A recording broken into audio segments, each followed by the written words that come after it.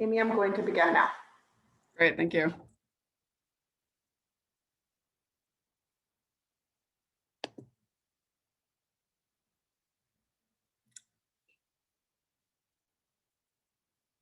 Hi, everybody. I hope, oh, great. I see people in the room.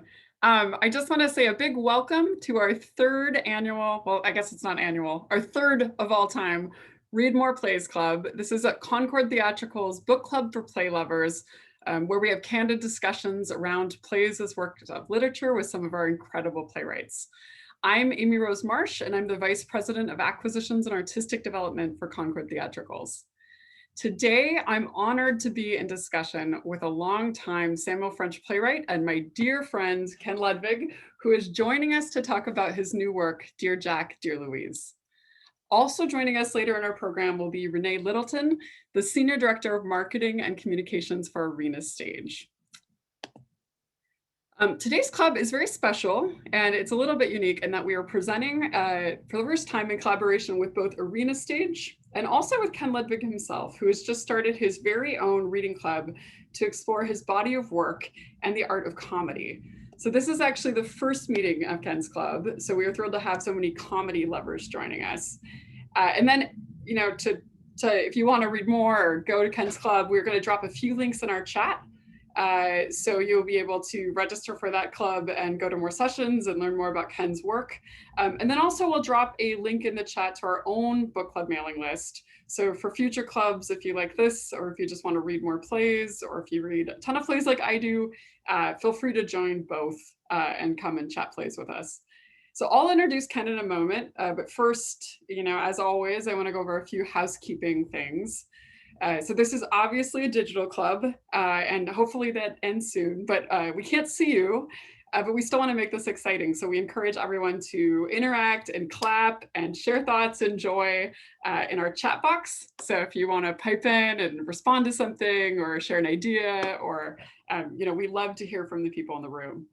Also, if you have questions for Ken, please drop them into the questions section in the webinar. And we will, about 30 minutes from the end of the conversation, open up the room for Q&A.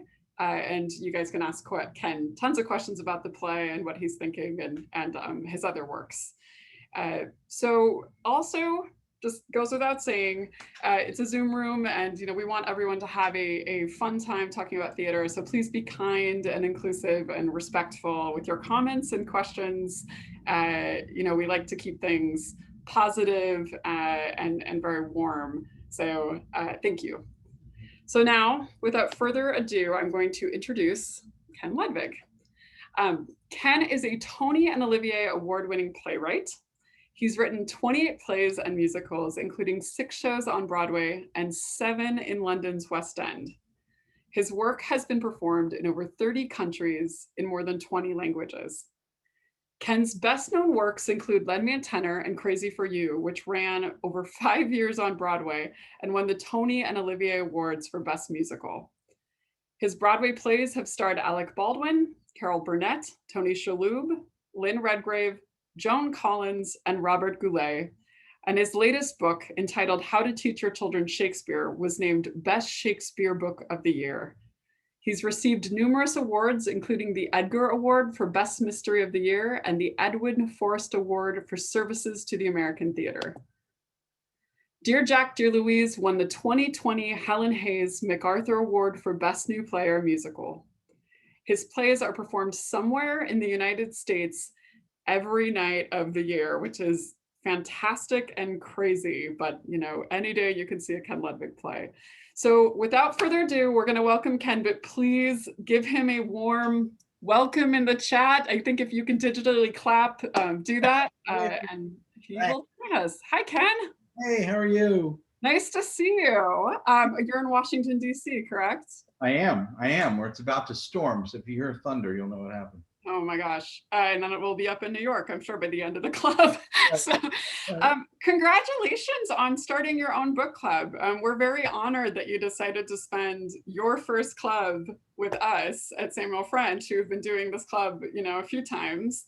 So I wanted to ask you a little bit about, the idea of play readership and starting a comedy club and a book club. What gave you that idea, and why did you want to, encourage people to read plays? Oh, great, great. And I can't, needless to say, I can't thank you all at Concord Theatrical, and you especially, and Abby and all my dear friends. It's really sweet of you, because this gets me off to a good start. Because this is really important to me. I came up with this idea of having what I call, mine is the Comedy Play Club. And you and I share the same goals, which is that why don't people pick up plays and just sit and read them the way we read novels? We're used to doing that. And I think it's because it's foreign to people. They think they find it a little intimidating. And they shouldn't, because look, if you want to know about a certain play you've read about, you can get a copy clearly at Concord. And then the trouble is, if you want to see it, you can't usually, because the chance that it would be being performed anywhere near you geographically at any one time you want to read it is so remote. So how do you get a chance to be in touch with plays that you love? And the answer is, get a copy in your hand and just read it the way you would a novel. Now, I realize that you'd say, gee, well, it's not as good. It's not as good as seeing it with sets and costumes and actors, but it's kind of better in some ways. They're certainly as good in its own ways. You may not see the costumes and lighting, but you do play it out in your own mind. So you get to imagine it, and you're sort of creating your own production. And if you love a character, you get to really go into that character, and you get to reread things and reread speeches. Now, the other thing, as I was thinking about as I prepared for this, is that it is tricky to read plays for a lot of people. Because they're not used to it. It's a different form of literature. And that's why the Play Club, I thought, was such a good idea, is that we get to read lots of them, do it over and over again, and with your Play Club as well, read lots of plays, you get used to it. And because I'll be hosting if you think of it as a book club, the end of the offer about, for us, one every 2 months, because I can do more than that with all the apparatus to get ready. But one every 2 months, half the time maybe my plays, half the time real great classics that I love, things like The Man Who Came to Dinner, or really great comedies, Private Lives. And then I'll be able to talk about why I think they're great comedies, and how to analyze a play. So that's number one. And the second thing is that it's a comedy play club. Mine is, and why? Well, it's because I love comedy so much. It's what I've devoted my whole life to. And I think I can speak to that certainly more readily than I can speak to tragedy and melodrama, because I've read a lot more of them. We don't value comedies in our critical society as highly as we do tragedies and melodramas. They tend to get dismissed. When my son was in high school, he came back with a syllabus. They offered a Shakespeare class. He came back with the syllabus, and the syllabus was Hamlet, Othello, King Lear, and Macbeth. And I said to the teacher, and she was a wonderful teacher, it couldn't be better. I mean, magnificent. But I said, where are the comedies on this list? And she said, well, we thought we'd expose them to some serious literature. And of course, that was the wrong thing to say to me, because of course, comedy is just as serious. It has a different agenda and different goals.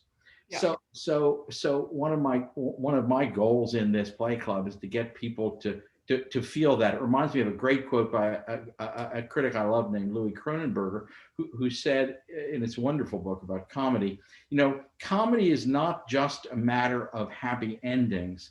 It's a matter of creating a world where happy endings are inevitable. And that's the world you create when you write comedies. So I'm here cheering for comedies, and that's why I started the club. I think that's great. I mean, speaking from a Samuel French point of view, we love our comedies just as much as we love our tragedies. And after we've all, had such a hard year with this pandemic, I think the world is, we need more laughter in the world for sure. Yeah. Can you talk a little bit? So for those who have never read a play, so I'm asking this question to you as a professional playwright. Mhm. So for those who've never seen the script on the page before, what advice do you have about the challenge of stage directions or parentheticals, and also maybe, how should a person approach things like character descriptions or front matter, or how should you? I mean, is there something different about picking up a play to read than picking up a novel that people should be aware of? Yeah, yeah, absolutely. And that's the key to this whole thing. The way to think about a play is that it's a kind of a blueprint. It's not like reading a novel. With a novelist, you're in this one-on-one connection where that person, the novelist, has told you everything you need to know, want to know, every character description. Often the character and place descriptions are part of just as important as the dialogue. A play is only dialogue, and so when I write a play, and every playwright writes it, think of it as a blueprint, because it takes a village to put on a play. It takes a community. You need to add to that blueprint all the actors and designers, and lighting is important, and stage management and the props. And so when you read a play, think of it as you're reading a certain sense, an outline of what the whole piece will look like. Uh, and part of that are these stage directions, these odd little parentheticals between speeches, where I might put in pause. Yeah, we Or, have a slide. Do you want us? We can yeah, pull up the yes, slide yes, before yes. work. Yeah, and then maybe you could go through it. Uh, Here we go. Oh, Give a great. little bit of show and tell here. Oh, great. Well, that's a page from Dear Jack, Dear Louise, and the setup of this moment was Jack asks Louise, who is now starting to do some musical comedies on Broadway. He says, "Well, is it true that people come to backstage with flowers, and because he's interested in her, and he's worried about other men poaching, and they've never met at this point, and they're on different coasts, and he says, do they really come and see you like that?" And she answers, you can see her dialogue, "Now and then, but I can assure you we're so tired of the end of the show, but it doesn't make the least bit of difference." I can't see quite the right because of our pictures. And then it's a silence. Jack. Silence. Now, for me as a writer, what's going to happen? I'll read the next line. Jack says, sorry, I couldn't write. This time it was a 2-week training exercise out of the blue, teaching us about chemical warfare. So this is a play that is told entirely in letters. And as these two actors speak these lines on the stage, at that moment, after she said least bit of difference, she doesn't get a letter. Now, how do I convey the notion that she's not picking up another letter to read from him that came 4 days later, which she was expecting? So I write the word silence in paren as a stage direction.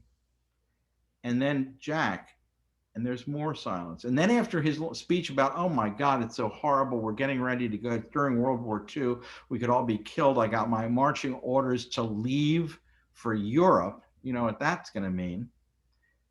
And then the next stage direction is he takes a breath. And look at the speech with Jack's longer speech. He says, sorry, I just ...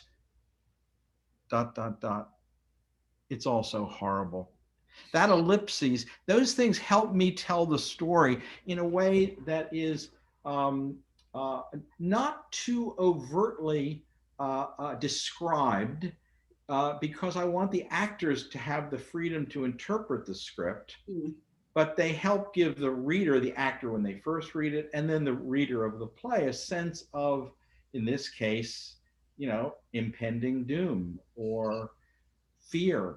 And it's a little bit in code. And it's by reading plays over and over that you get used to reading this kind of code and think of it as a blueprint.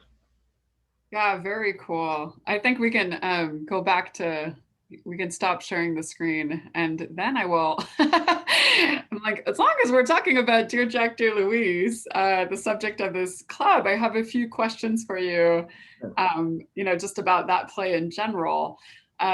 so this is a new play, and it's a very different play than your other works. Can you talk about how and why this idea came to you, and the genesis of the play, where you found the inspiration? Sure.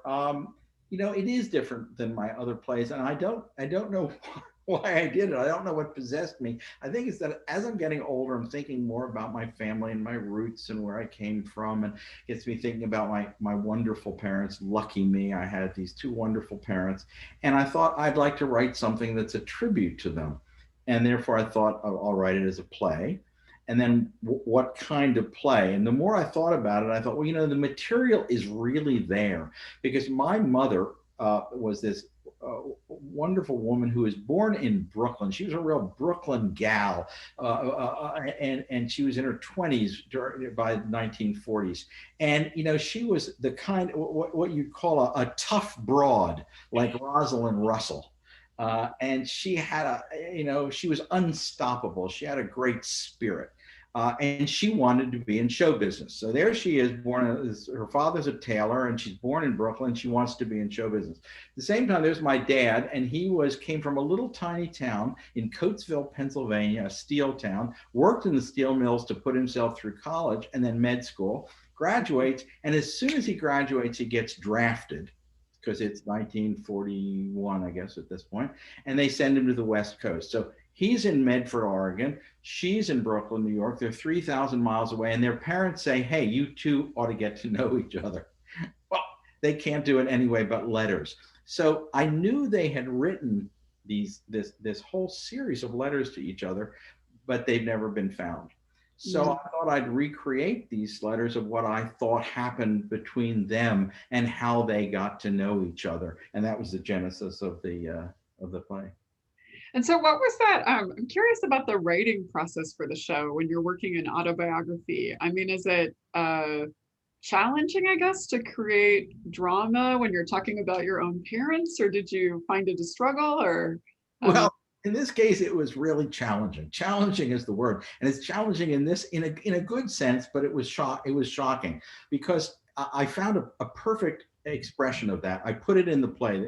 If anybody's gotten a copy of the play, it's the epigraph of my play. The little sentence or the saying or paragraph you see it when you open a book or open a play, and you see by somebody else. And what I put as my epigraph for that play it's from a memoir by a guy named John Carey. I didn't know him before. I was reading this book called The Unexpected Professor, and he's writing about his family. And he says, as for my parents, it never occurred to me that they had ever been young. And it hit me like a ton of bricks. I am, I've been going through my life, and I had never thought of my parents being young and what that must have been like. And I went, oh my God, they must have had sex. yeah. Oh my God. They must have fallen in love and been just as in love as anybody you see ever on television, because in the early stages, when you first get to know each other and you decide to get engaged and then married and you have the wedding, and then you also go through the suffering that all couples do with any relationship. You go through children, and in their case, of course, World War II, because this is set. They first got married during the most cataclysmic event in the past century, except or included with the pandemic. So in a way, it ended up being a play of how to face life during this cataclysm in our lives,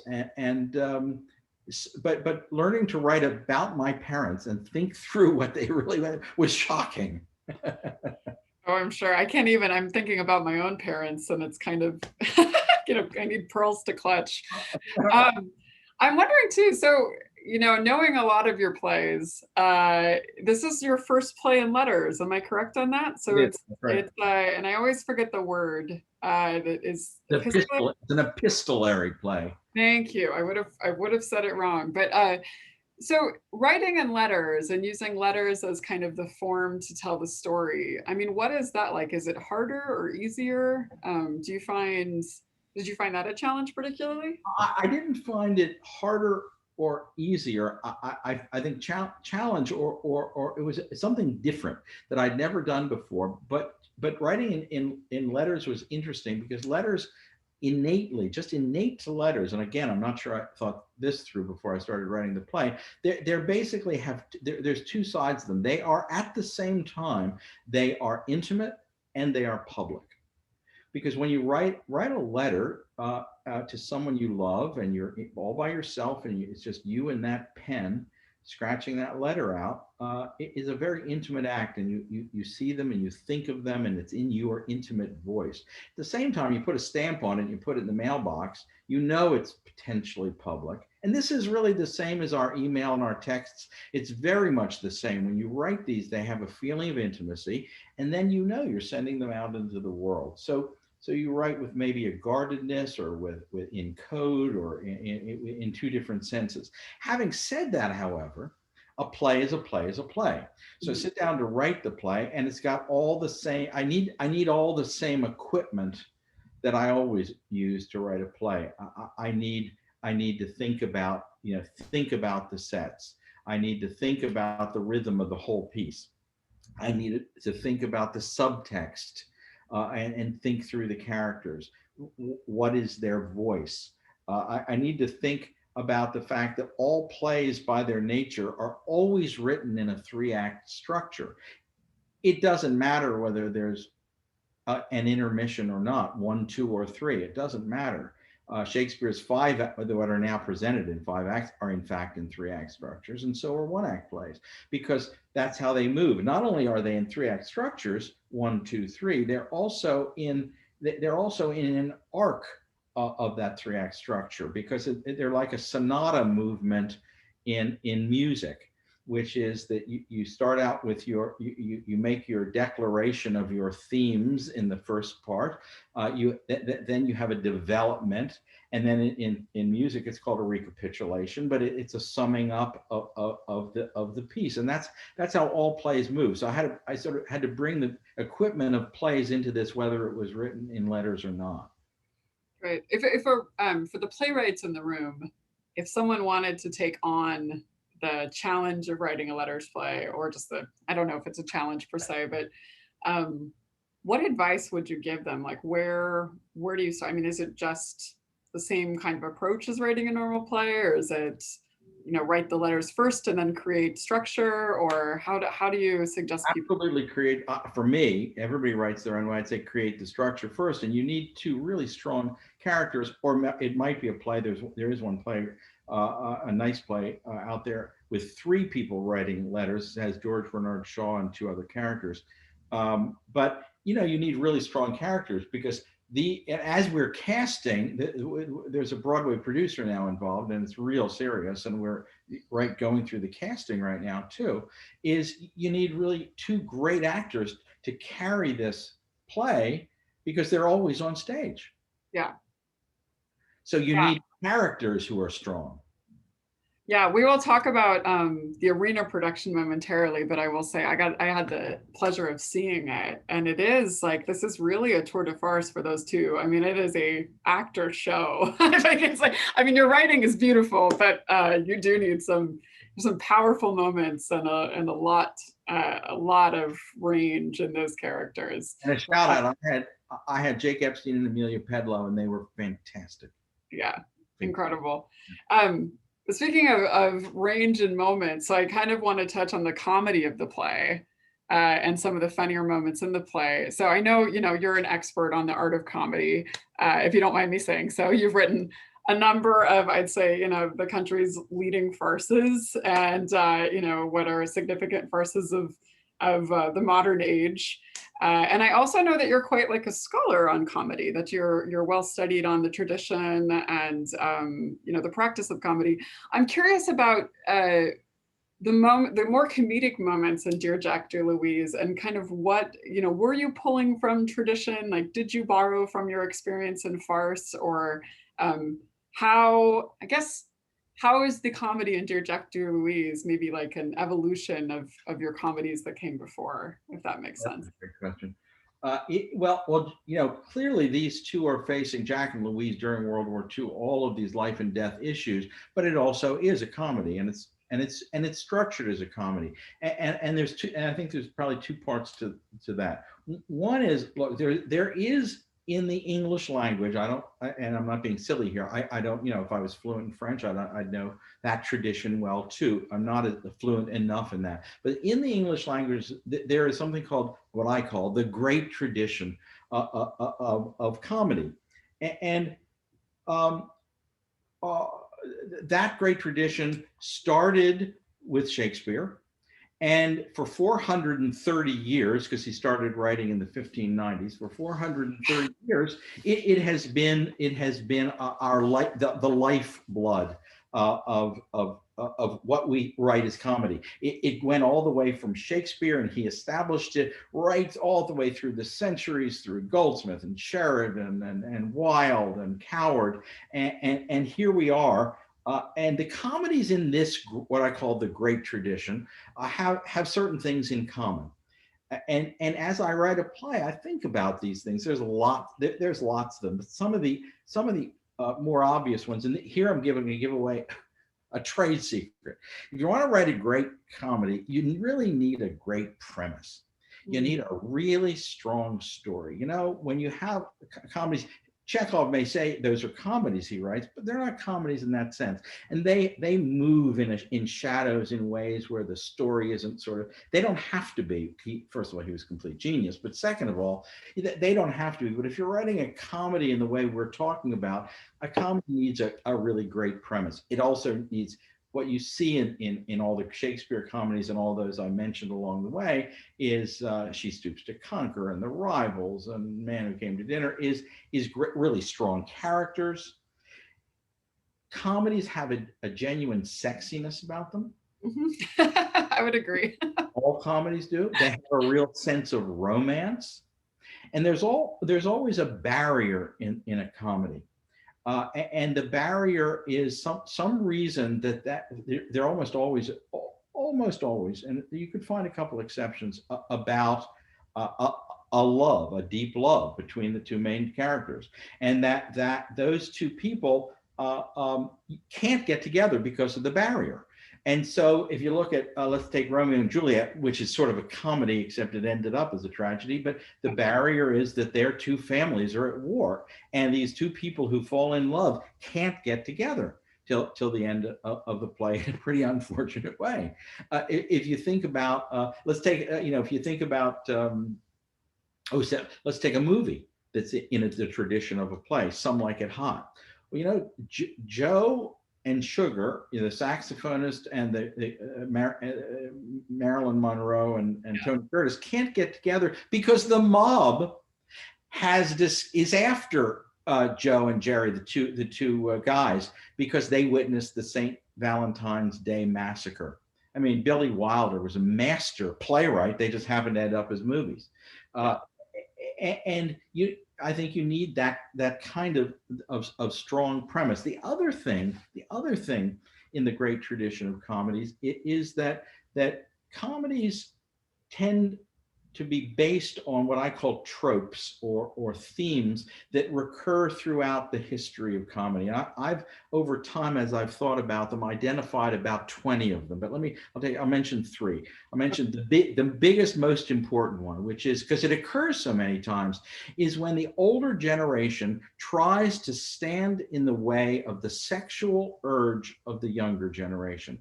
It's when the father or mother says, no, you can't marry that boy, or you can't marry that girl. That makes up about half the plays we know of as comedies. Other ones include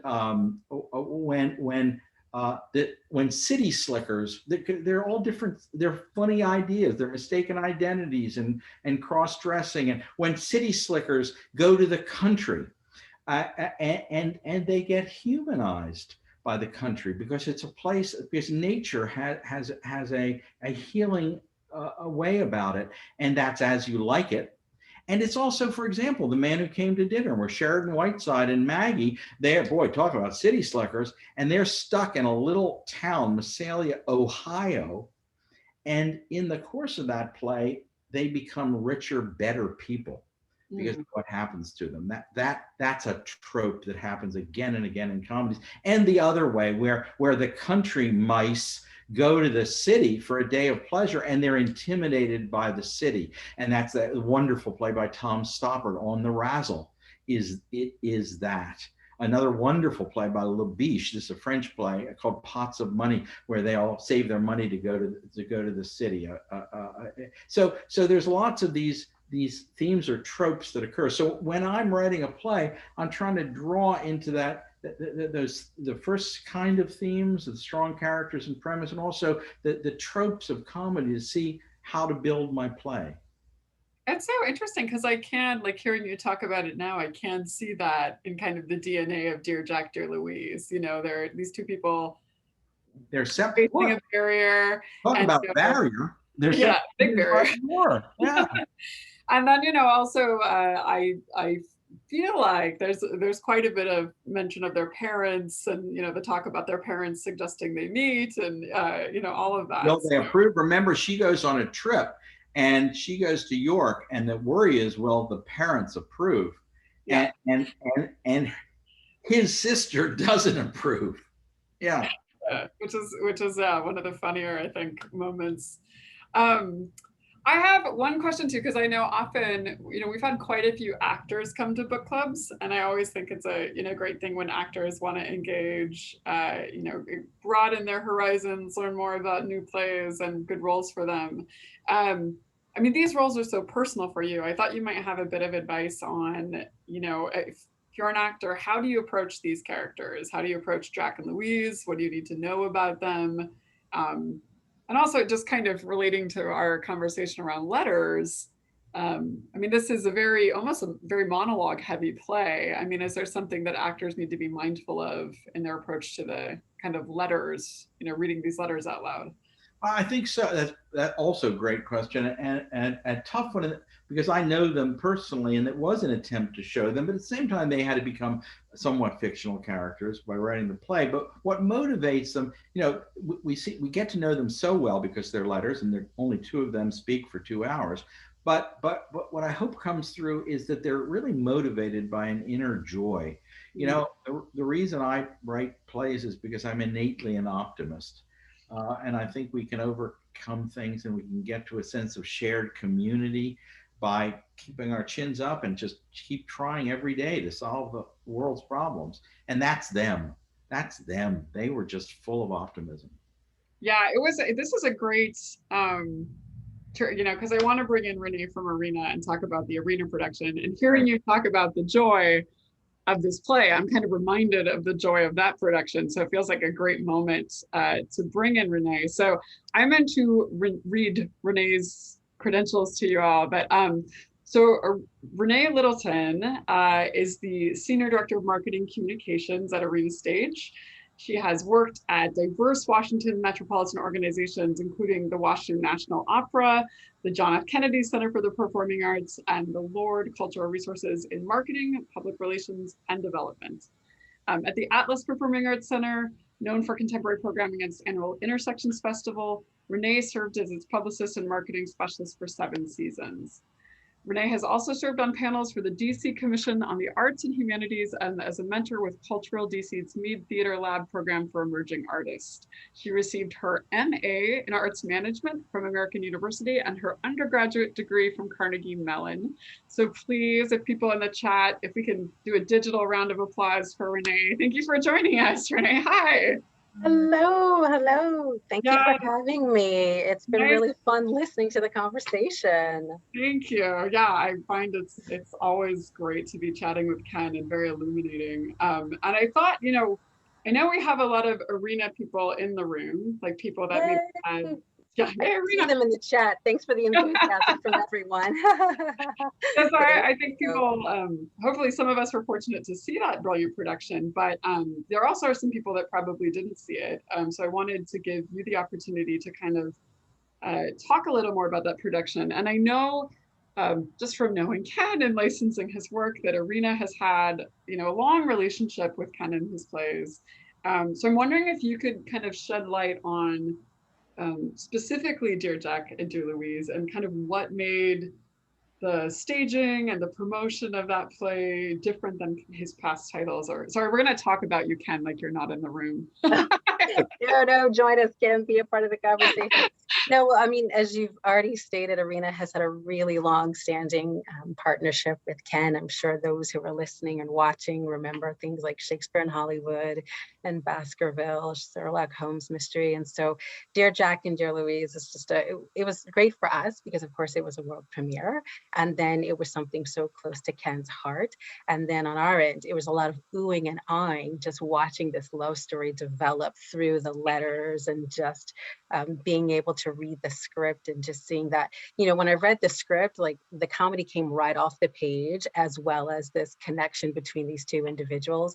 So it was really fun when the actors came in to kind of see them kind of embody that as well, with the great direction from Jackie Maxwell. But it was a joy to have at Arena. It was done in our November, December 2019 timeframe. So if you can imagine how long ago that's been, but it was such a treat to have on our stages in our Krieger Theater stage, which I think was a perfect setting and staging for how those two were connected. And you were like really zoned in. Like when you were looking at Jack, you were on Jack. When you were looking at Louise, you were on Louise.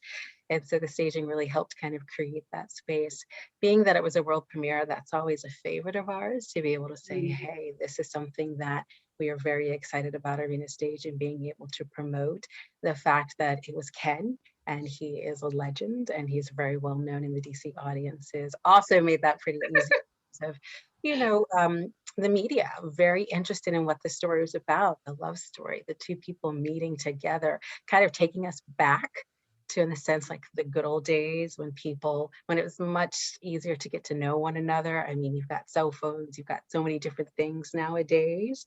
Yeah, that no dating takes apps. the nuance out of it, but to go and to get a letter, to go and have that time to read and to learn about someone was very fun. So that gave us a lot of great opportunities in terms of, you know, PR and marketing opportunities and outreach, and our audiences really enjoyed the piece as well. It really spoke to our core audience that we have, as well as engaged newer audiences who are very much interested in this love story through letters. So that was a real treat for us. Yeah, you guys did a fantastic job, I have to say. And I mean, I've seen a lot of Ken's plays over my time at Samuel French. And I really thought, you know, it was such a personal production. And when the actors, you know, read those letters, sometimes you felt like they were speaking right to you. And it was, you know, kind of, there were some magical moments. And I was sincerely, you know, intermission, I feel like I don't want to spoil it, but it is a book club and everyone's read the play, so I'm not spoiling anything. But I mean, it was a very powerful moment right before intermission. And I feel like, you know, going away and coming back to it. And so congratulations. We have, this is the first time we're trying this at Read More Plays Club, but we also have a bit of a slideshow from the Arena production. And I thought maybe Ken and Renee, you could kind of walk us through the production photos and kind of talk about, you know, for people that have just seen the play on the page, this might be a great way for them to get to know, you know, or to kind of envision what it looks like as a live stage event. So yeah, so what is going on here? So, sorry, Ken, go ahead. No, Please. No, you start.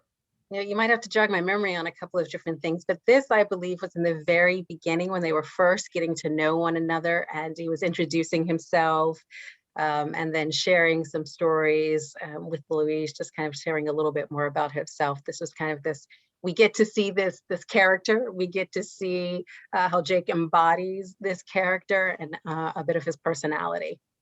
Right. Exactly. Oh my gosh, so that's set. So this is later in the play, right? And have they met yet in this, or they haven't met, obviously? But have No, they have not met in person. They only meet by letter in the whole play. And they this is a set by Beowulf Boret, who you know, Tony winner and just the greatest designer ever. And he felt that he wanted to, in a sense, illustrate their hearts. They're by this sort of stream-like. Is it a stream? Are they pebbles in a stream? What are they? Which is really interesting. We talked a lot about it. I thought, oh, it's going to be a lot of khaki in the set, or are we going to see a Jeep or this or that? No, he thought it ought to be that way, and he's the genius here. And as you can see, he is. And let me do a shout out to Jackie Maxwell, who directed it, because she just did an amazing job. Because when you look at it, as you go through these slides, you'll see that it was fully staged. Even though they never talked directly to each other, and that was the rule, they never look at each other. They had the scripts memorized. There's two ways one could have done this play. One, you could, as in Pete Gurney, A.R. Gurney Jr.'s play, Love Letters, you could sit at desks and just read these plays. Or you could stage it. And Jackie came up with this incredible way to stage the play where they memorize the lines. And so it's almost, they're communing to each other as they tell the story. So it was a brilliant staging. Let's go to the next one. Ken, I feel like you were ahead of the social distant theater trends before your time. So this is great. So can you talk a little about the costumes or the approach to, I'm curious, is like, I mean, they're brilliant. It looks beautiful. But who was the costume designer for the? The costume designer was, I only know her, like, as you get old, you forget names. Yeah, and I truly know too. No, it was, and she also is a great Tony winner, and she's one of the great designers of all time, and I'm sitting here not knowing anything. Well, we were talking earlier about, Renee and I were talking about pandemic brain and how 2019 maybe seems like it's 5 years ago or like it's yesterday. Linda Cho. Great. And boy, they were nice costumes. And again, it was a journey to figure out how much, because they're both on stage the whole time, it's not like they could go off and make costume changes. Yeah. But between she and Jackie together figured out ways they could, add a piece on stage in front of us. And so they were able to transform throughout the play. Okay, let's look at a few more slides, and then I can see the questions kind of stacking up in our Q&A box. So I want to get to questions really soon because so we have this moment in the play. This looks like one of the more tragic moments or serious moments.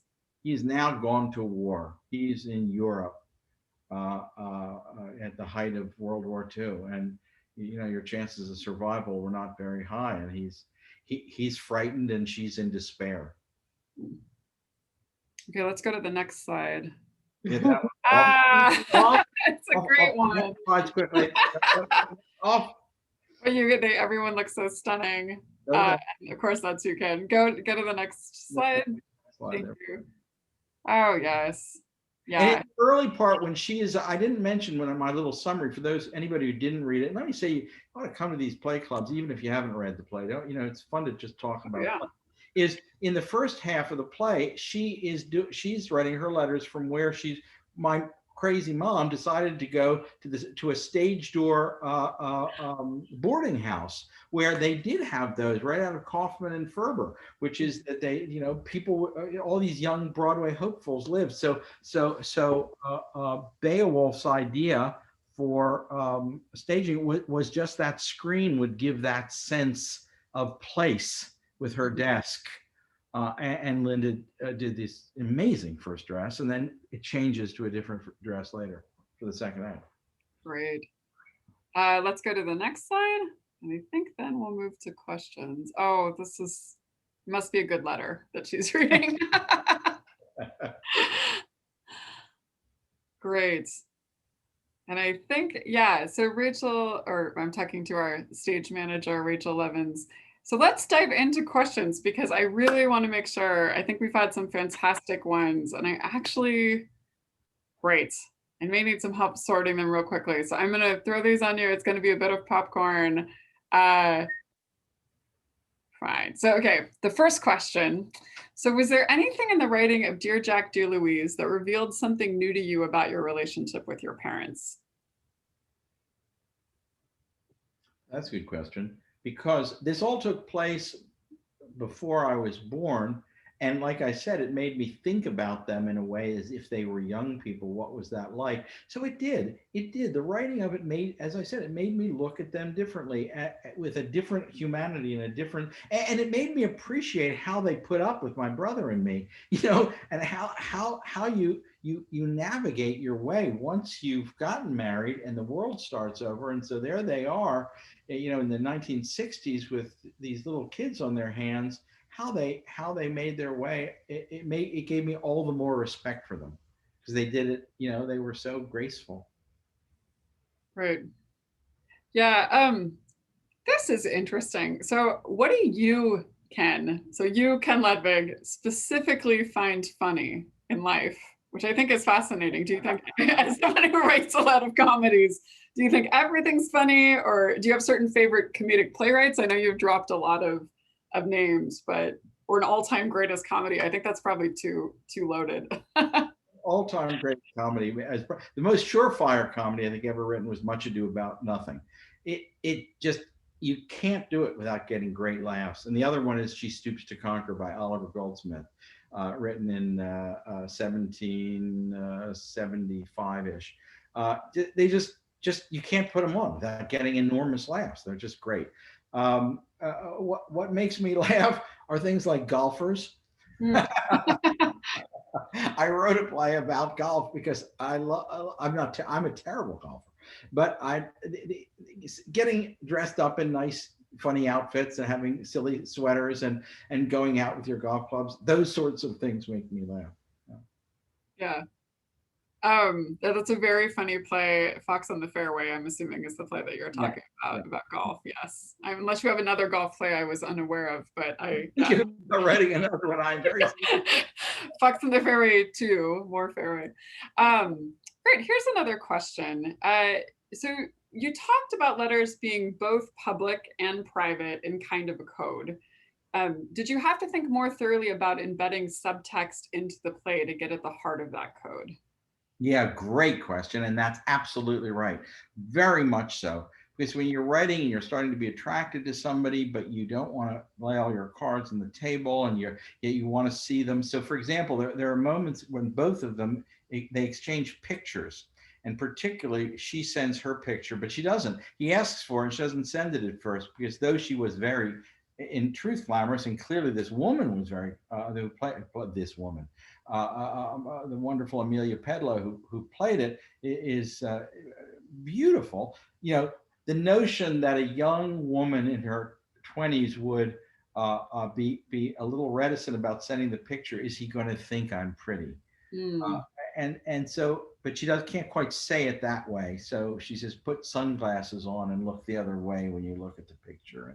And yes, all the time I was very aware that just as if they were in a room together and you had two young people who were feeling their way into a new relationship, but all the more so in the letters, because, it's like maybe 20 people in the room listening to them. Very tricky that way, tricky to write. And I always revise and revise. I always write and write. I write longhand, and I scratch, write new longhand, and revising it, one word at a time to just give this nuance or that nuance, much more so in this play than other plays. That's very smart.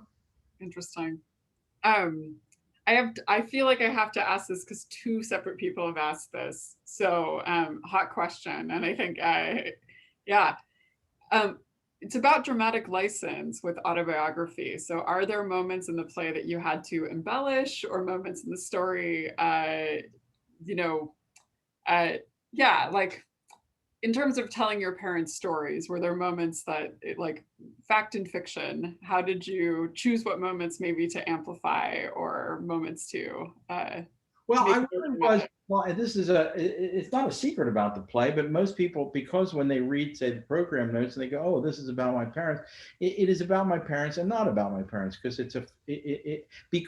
because if they had left their letters, what happened was, my brother and I know there were letters, but my mom clearly, towards the end of her life, decided to destroy them because she didn't want her sons to see what must have been very intimate writing, about their relationship. And that was her decision and her decision to make.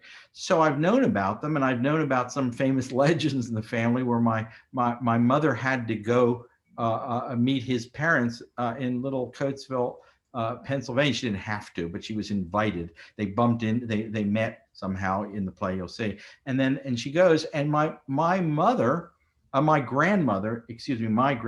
dad's mother, there had 12 sisters. They were all girls, and there was one boy that I don't mention in the play. It's just funnier to say 12 sisters, but it's true. When my mother went to Coatesville to meet them, they all turned out. They all came from all over to meet her. But then, of course, the story gets embellished in different ways. I know that my mother did, in fact, get as far going to living in this stage door canteen sort of place and taking tap dancing lessons. That was another thing. You say, what did they do? I never realized my mother must have taken tap dancing lessons and singing lessons. She was a Broadway belter. She got as far. She never got into a major Broadway play that was on Broadway, but she did get into the road company of a huge hit at the time called Hell's A-Poppin'. And I do talk about that in the play, and it's true, she did. So she went out on the road with a Broadway play in the first tour. Oh, okay. Yeah. That's very cool. I had to make some things up and others not. Yeah, it makes a lot of sense. It's always funny though when you're reading autobiography, I find, because I think we actually had 3 questions about that. So people are very intrigued by the fact and fiction. Here is an interesting question. So in your opinion, does a comedy need a wedding or happy moments at the end of it? Or like an equivalent happy moment? Does comedy need to end with happiness? Yeah, kind of. My kind of comedy does. It can be equivocal. I mean, I think that can add to the richness. Look, I did an adaptation of the Three Musketeers, and in that story, Constance dies no matter what you do. I added a sister for D'Artagnan, Sabine, a woman who takes over the play just as much as D'Artagnan. I was proud of that, and I love that part. But in terms of sticking to the story, that's a story that ends on the death of the loved one. That's pretty unusual, but of course I was adapting. But by and large, my kind of comedy does. But I think that's what Louis Cronenberg was talking about in his that quote I did, which is, it's not just about the happy ending. It's creating an environment where happy endings are inevitable. And if you created that world, you're not going to want to go away with death and destruction. You feel sort of cheated. That's not what this play set you up for. That's not the world that was created in this comedy. Yeah, you're very right. I found myself maybe more than any other play, I can't remember wanting a happy moment at the end as much as you do with Dear Jack, Dear Louise. Yeah, Renée, I wanted to ask you, so a question from you. So what was the audience? You talked a little bit about the audience reaction, but are there any standout reactions to Dear Jack, Dear Louise that you remember, or moments of, how was it received at Arena, I guess is the larger question. Oh, it was very well received. I mean, I saw the play a number of times, and towards the end, there was always this, oh, yay, kind of moment that would occur when, I hope it's not a spoiler, but there's a happy moment at the end. Of course. And then also when there was in the middle of the play, when we hadn't heard from Jack and Louise was getting very worried and very concerned, like there was this whole, because a number of people, understood the history. So they understood what was going on at that moment. So there were auditory responses that were happening, and definitely towards the end, even if you knew or you felt they were going to get together, there was still a response. So yes, it was very well received, and we received a lot of comments who just really enjoyed seeing the play, very much enjoyed Ken putting his parents on stage in that way. And so yes. I remember that moment. Like just that kind of like sinking feeling of dread in your chest, and you're like, and it's going to be okay. But I think, Ken, that's a testament to your writing, that there's like a truly. Thank you. This is a good moment, by the way. The one thing I didn't say about in all this is that is about Arena Stage, which I've been loyal to and love. I live here in DC. How lucky am I? And this great theater of America is here. So, and my relationship with Molly Smith, and it's began, when she first got here is when I started my relationship with Arena Stage. So we've really been pals for a long time. And you got to say, in a play like this, starting, it could have just been two people at a desk. The loyalty of Arena Stage and the faith and the sense that, hey, you put this show on here, whatever you need, you're going to get, because we're here to serve the play and serve art in such a deep-seated way, where everyone is, of course, they're delightful, but the theater world, there's never anybody who's not, because we're all here. You wouldn't go into the theater if you didn't love each other. You make families, but Arena as much or more so than any other place. And the debt I owe to Arena is just fathomless. It's enormous. It is. It's my career. Yeah. There's not too many playwrights that could say, I think having an artistic home more and more these days is becoming kind of a rarity. So, I mean, it really, like, as a licensing person, I mean, it warms me that it's, the relationship that's been there for so long, and it's very wonderful. I have one more question. It's kind of a segue. So I always ask I love to ask people at the end of these, what can we expect from you in the future? So the question someone has is for Ken. Do you work on writing more than one play at a time? And I thought that, I know that you have a lot of hands in the fire, so to speak. So I thought you could maybe answer that question, but also talk about what you have upcoming.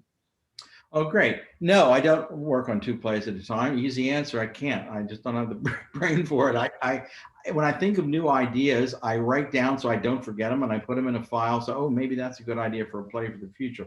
But I write only one play at a time. And it's been, during this pandemic, because as a writer, normally what I do is stay isolated. But boy, this has forced me even more. So the tons of hours I write. So I've got 4 plays coming up, and I'm very excited. It's a lot, but I'm thrilled. One of them already has a home. I can't mention it. They'll make their own announcement, but the world premiere, and that's called Moriarty, and it's very much like Baskerville, Renee. It's the same idea of 5 actors who enact, but this time it's based on a number of the short stories all put together, because Moriarty was the great villain in the Sherlock Holmes stories, and Renée and Irene Adler. So there's a real love story for Sherlock Holmes. That's been fun to write. Another one called Lady Molly of Scotland Yard. I don't know why I got off on this jag on doing sort of thrillers and mysteries. I don't know if I'll ever write another one, but this one I wrote, and that's, I thought the title was so good, and it came from the great author Baroness Orsi. Baroness Orsi wrote a series of short stories. She's the one who wrote Scarlet Pimpernel. So in 1910, she wrote a series of short stories about a woman detective based on the idea of Holmes and Watson. Why shouldn't women be the detectives? So a woman detective and the sidekick, they're both women. So in a way, it's like Baskerville. It's a Sherlock Holmes thing. It's all women. And I've written that, and we're looking for a home for it right now. I've written another play. I took Lend Me a Tenor and wrote a play called Lend Me a Soprano, as a sort of flip way of thinking of that as an all-female version of Lend Me a Tenor, because they're big fat roles, and why shouldn't somebody have a chance to do those? And then the latest play I'm working on right now, I'm almost finished with, is Pride and Prejudice Part 2, because I'm such an Austen fan. And I've always wanted to do that. Well, and everyone wonders what happens at the end of, there has to be more to that story. They're such great characters. So, well, that is so exciting. I feel almost cruel wrapping this up, because I think we still have some questions.